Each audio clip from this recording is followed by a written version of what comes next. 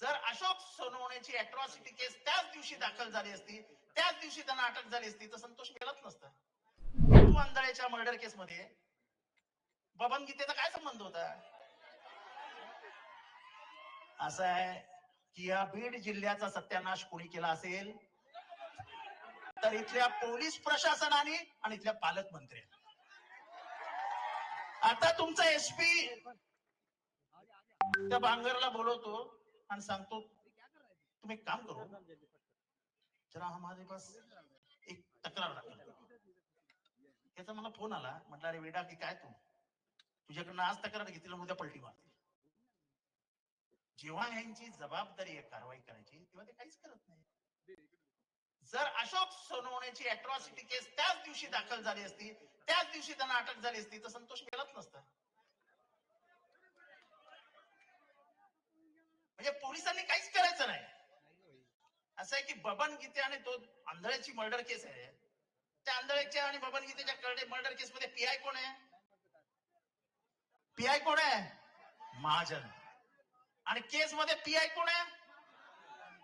वाल्मिक कराडला वाचवलं कोणी? परळीमध्ये बापू आंधळेच्या मर्डर केस मध्ये महाजननी. मग केस एक मिनिट मला टप्प्याटप्प्याने जाऊ द्या, तुम्ही माझं भाषण करू नका प्लीज. तुम्हाला प्लीज डिस्टर्ब करू नका, माझ्या एकही विचार माझ्या डोक्यात राहणार. मग तो महाजन चांगला माणूस आहे. इथला एकही अधिकारी जर तुम्ही धनंजय मुंडेला न विचारता आणणार नसाल तर कसं काय व्हायचं? दस साहेब एवढा घसा फोडून सांगतात 300 ट्रक. कलेक्टरची काय हिंमत आहे बोलायची? दस साहेब कलेक्टरची अपॉइंटमेंटच तुम्हाला सगळं माहिती आहे. पण वाईट या गोष्टीचं वाटतं की संतोष मेल्यानंतर तुम्ही सगळे जमा झाले, त्याच्या आधी एकाच्याही तोंडात ब्र नाही निघाला.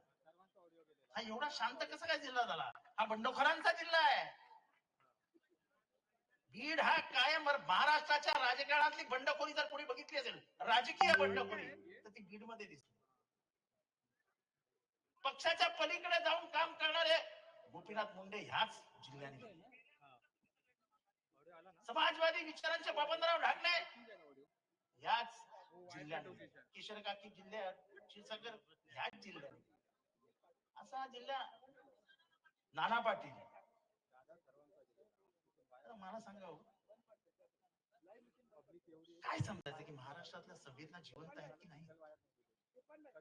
ह्या आमच्या ताईचं भविष्याचा कोणाला विचार आहे? आमच्या बहिणीचं पुसलं गेलेलं कुंकू कोणी परत आणून देणार आहे?